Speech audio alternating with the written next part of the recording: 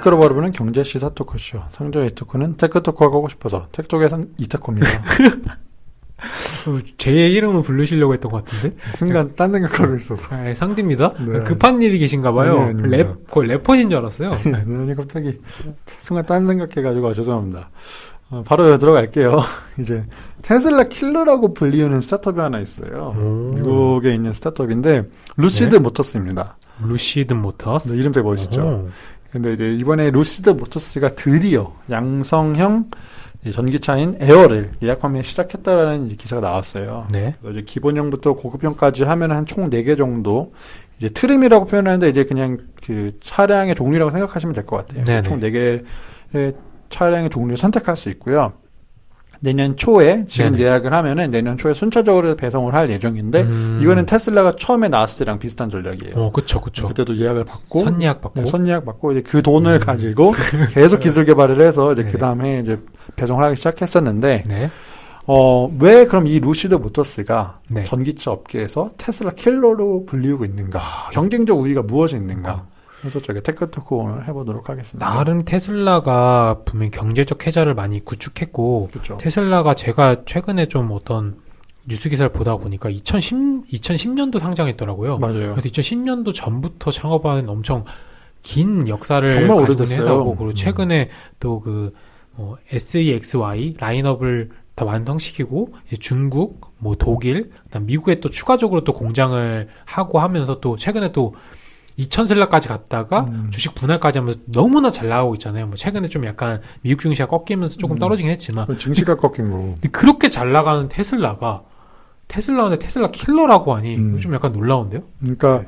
말했던 것처럼 테슬라 자체가 되게 오래됐어. 우리 생각하는 것보다 이상 굉장히 오래됐고 그다음에 지금이야 좀 잘 나가지만 사실 몇 년 전만 해도 테슬라에 대한 의구심이 진짜 시장에 팽배했어요. 작년까지만 해도 망한다고 계속 그랬어.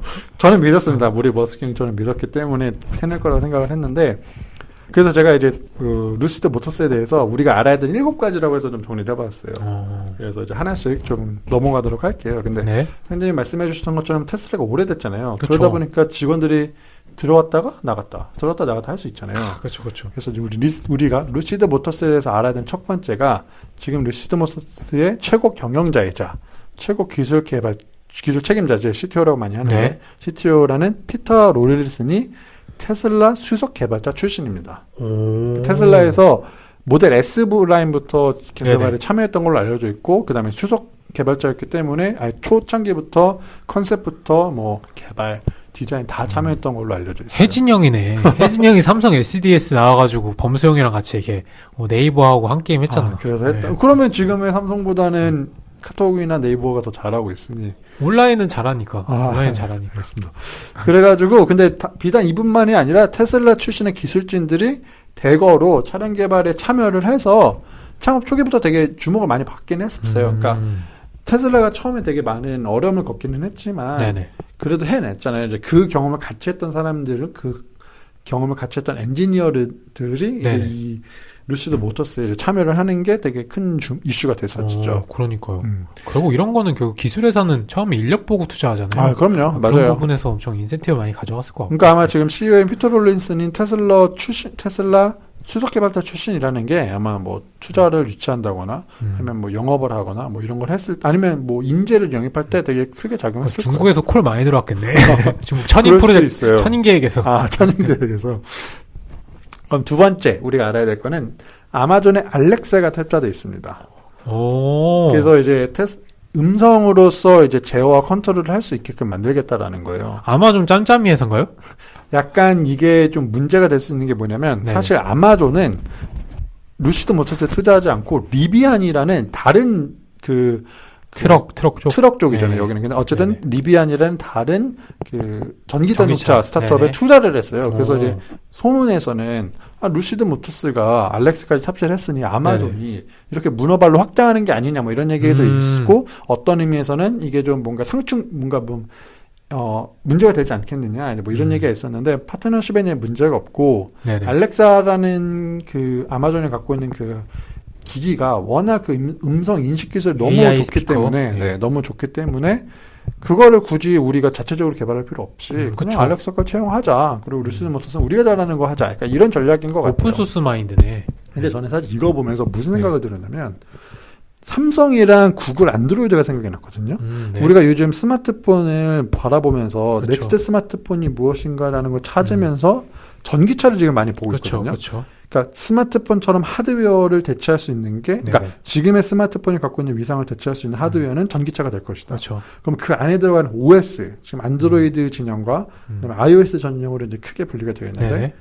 안드로이드처럼 알렉사가 되지 않겠느냐. 아마존 알렉사가 그런 OS 전문이 되지 않겠느냐. 그러니까 이런 생각이 좀 들더라고요. 저는. 맞아요. 그러니까 어쨌든 뭐 이게 자동차는, 그러니까 이 전기차 같은 경우, 저희가 알고 있는 지금 핸드폰이나 이런 것보다 훨씬 더 복잡하죠. 그렇죠. 그러니까 단순히 핸드폰은 소프트웨어나 기본적으로 전화나 통신이 기본이었다면은 자동차는 그런 거는 어떻게 보면은 인포테인먼트, 그러니까 부수적인 거고 메인 자체는 이 자동차가 움직이는 거잖아요. 그것도 기존에 있는 화석연료가 아닌 내연기관이 아닌 전기차 기반으로 가다 보니까 아직은 전기차 내에서는 전기차 배터리가 메인이긴 하지만 궁극적으로 이 안에서 이 전기차 배터리도 기술이 어느 정도 상향 평준화 됐을 때 그때는 이 안에서도 이제 소프트웨어 전쟁이 일어났을 때는 그렇죠. 아마존이라든지 이런 아마존 하는 알렉사 같은 그런 AI 인공지능 자체를 차지하는 또 이렇게 안드로이드랑 iOS 양분화되는 그런 게 생길 수는 있겠죠. 네. 그러니까 약간 OS 전쟁을 만약에 전기차의 OS 전쟁을 봤을 때 알렉사가 좀 나름 좋은 그렇죠. 위치를 갖고 있는 게 아닌가 이런 생각이 들고 우리가 딱 지금 생각만 해도 그렇잖아요. 운전을 하고 있는데 내가 버튼을 눌러서 하는 것보다는 그렇죠. 음성으로서 제어하는 게 조금 더 효율적이라는 생각이 드니까 그게 일정 수준 이상의 어떤 고도화가 된다고 하면 저는 충분히 알렉사가 잘할 것 같고 사실 그렇죠. 그게 좀 필요하기도 하고. 그럼 테슬라도 이거에 대해 고민이 많겠네. 그래서 테슬라는 소프트웨어도 되게 잘 만든 거로 유명하긴 한데 근데 그래서 iOS랑 비슷해요. 자기가 하드웨어도 만들고 거기에 맞춤형인 맞아요. 소프트웨어도 만들고. 근데 제가 본 포인트는 제가 알기로는 테슬라의 그 소프트웨어는 이 자동차 성능 자체를 업데이트하고 관리하는 최적화 있는 건데 알렉사는 그런 게 아니라 여기에 있는 알렉사는 잘 모르겠지만 알렉사는 그냥 컨텐츠 진짜 말 그대로 소프트웨어 쪽에 강점이 있는 거잖아요. 우리가 말했던 뭐 음성인식, 자연어 처리, 일단 기타 아마존이 가지고 있는 뭐 OTT 시작해서 여러 가지 그거에 저점을 가지고 있는 거다 보니까 조금 다른 측면에서 강점이 있는 거죠. 그렇죠. 좀 자세히 좀 더 보면 재밌는 포인트인 것 같기는 합니다. 네네. 세 번째는 이제 레벨 3 자율주행을 제공하고 있다. 자율주행의 단계가 5개까지가 있잖아요. 그렇죠. 지금 루시드 같은 경우는 이번에 에어라는 차량 이름이 에어예요. 네네. 에어인데 이제 에어 차량에서 레벨 3의 자율주행까지 제공을 하고 있대요. 그래서 이제 루시드 드림 드라이버라고 해가지고 네네. 이제 운전자 보조 시스템을 통해서 이제 카메라, 레이더, 초음파, 라이더 우리 저번에 얘기했었던 네네. 뭐 이런 32가지 센서를 통해서 레벨 3 수준의 그 자율주행을 지금 제공하고 있다고 하더라고요. 와, 이게 아마 테슬라랑 완전 정반대로 가는 그렇죠. 게 테슬라는 지금 라이더를 안 쓰거든요. 그래서 엄청 웨이모랑 또 대척점에 있는데 테슬라 같은 경우는 올해 레벨 3를 제공한다고 그 일론 머스크가 얘기했어요. 올해까지 레벨 3를 완성할 거야 했는데 이 지금 루시드 같은 경우는 내년에 출시라는데 레벨 3를 제공한다고 보면은 와 이게 참 재밌네요. 그러니까요. 네. 근데 이게 그럼 그러니까 테슬라는 레벨 3만 돼도 충분하다. 그러니까 이렇게 얘기를 하고 있는 거고 루시드는 시작 점부터가 레벨 3니까 네네. 과연 이걸 레벨 4 그다음에 그 이상인 레벨 5 완벽한 자율주행 레벨 5까지 갈 수 있는지는 좀 봐야 될 것 같아요. 그렇죠. 네네. 그 네 번째는 테슬라의 가장 먼 장거리 주행이 가능한 모델보다 더 주행거리가 길다입니다. 그러니까 지금 이제 네네네. 이거 같은 경우는 에어도 그렇고 뭐 물론 테슬라도 마찬가지고 네. 미국의 정보기관의 승인을 받을 거 아니에요. 그럼 그쵸? 테스트를 했을 텐데 네. 지금 테슬라 모델 중에서 가장 멀리 갈 수 있는 주행이 가능한 모델이 모델 S 롱 레인지라는 제품이에요. 네네네. 그거가 지금 테슬라 같은 경우는 한 643km 정도 갈 수 있대요. 네네. 근데 지금 에어에서 가장 멀리 갈 수 있는 거거든. 한 번 충전으로, 그러니까 한 번 충전 기준입니다. 네네. 한 번 충전으로 한 800km까지 갈 수 있다라는 거죠. 오, 그래서 한 150km 정도 더 멀리 갈 수 있어요. 그럼 도대체 이거 배터리 어디 거 쓰는 건가요? 5번째가 바로 LG 화학 배터리를 사용한다는 포인트예요. 와, LG. 사랑해요, LG. 요즘 연기 어디서 배우고 있어? 이렇게 어색하게. 맞아요. 그래서 이제 테슬라보다 주행거리가 멀다라는 거는 그만큼 이제 배터리 성능이 좋다라는 거잖아요. 그렇죠. 배터리가 되게 중요한데 LG 화학에서 만든 배터리를 지금 납품해서 탑재하고 있고요.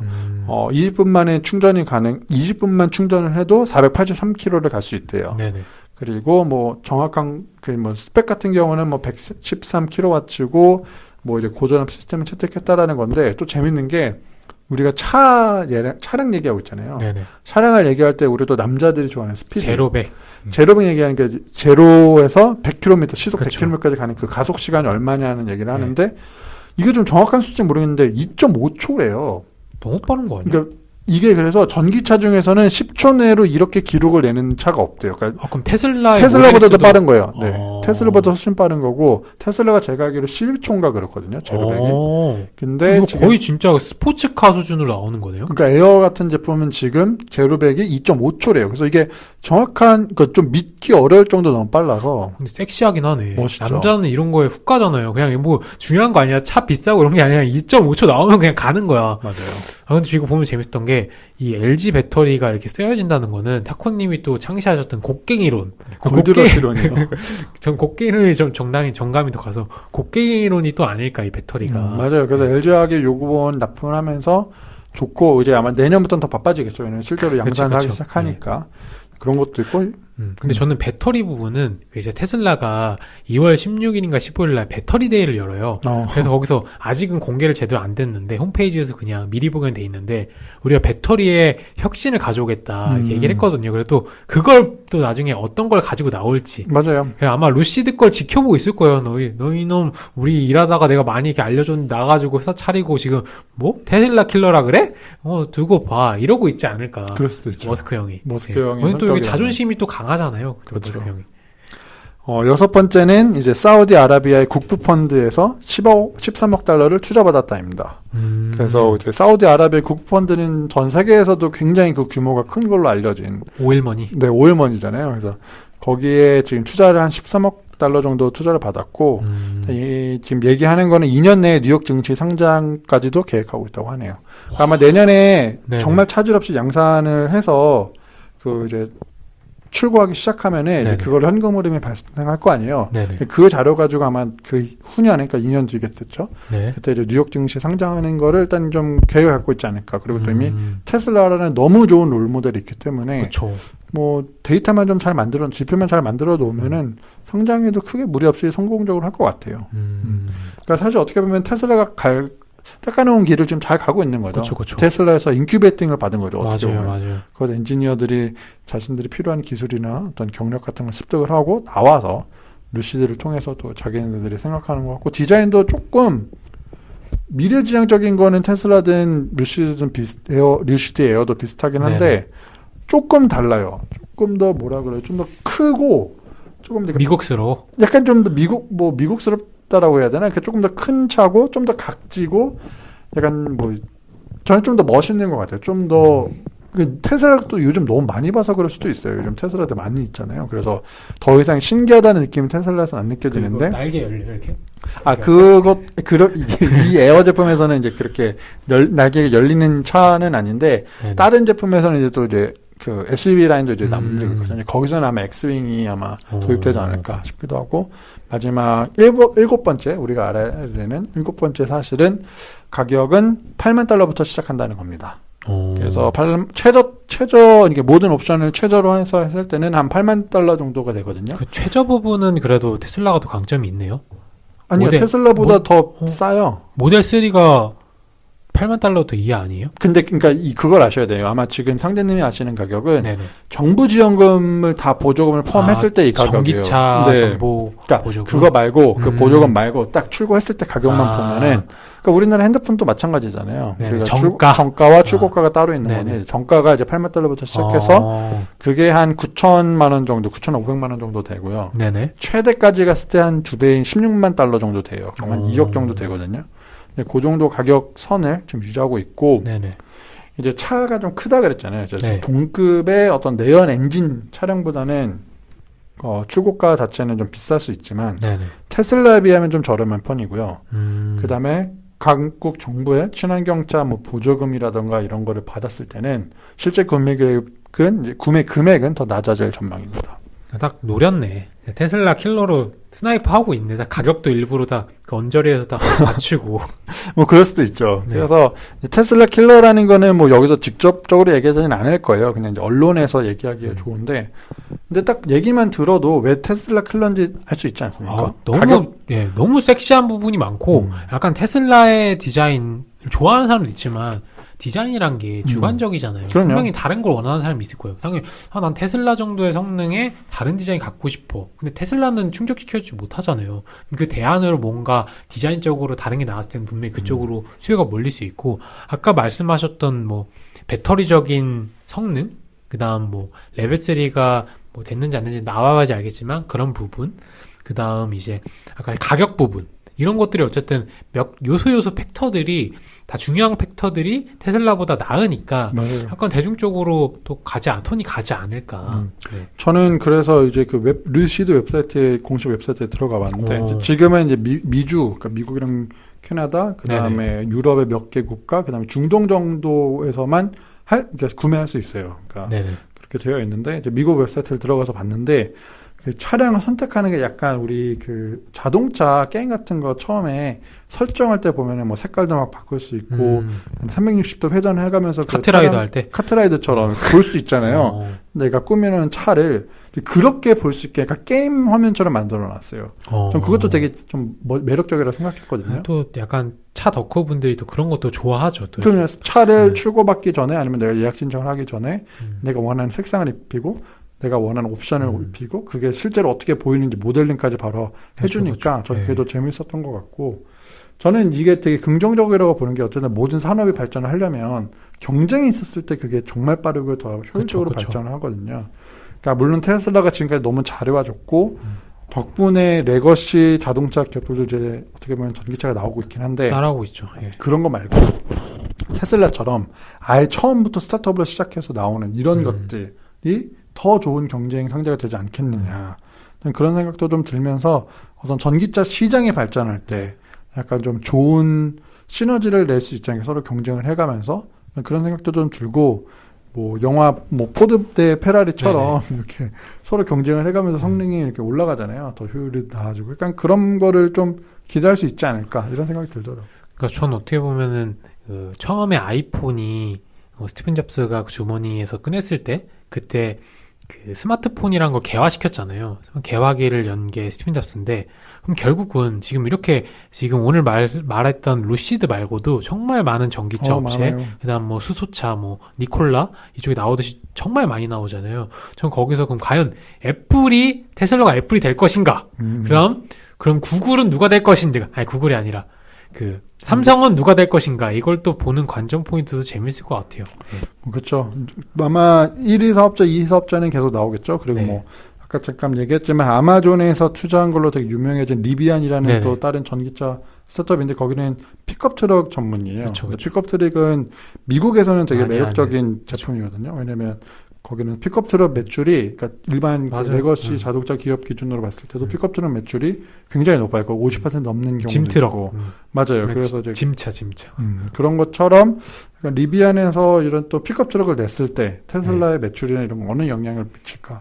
또 이런 것도 같이 생각하면서 보시면 좋을 것 같습니다. 네. 오늘 방송은 그럼 여기서 마무리하도록 하고요. 재밌으셨으면 언제나처럼 저희 좋아요 눌러서 칭찬 한번 해주시길 바랍니다. 댓글도 부탁드리겠습니다. 감사합니다. 감사합니다.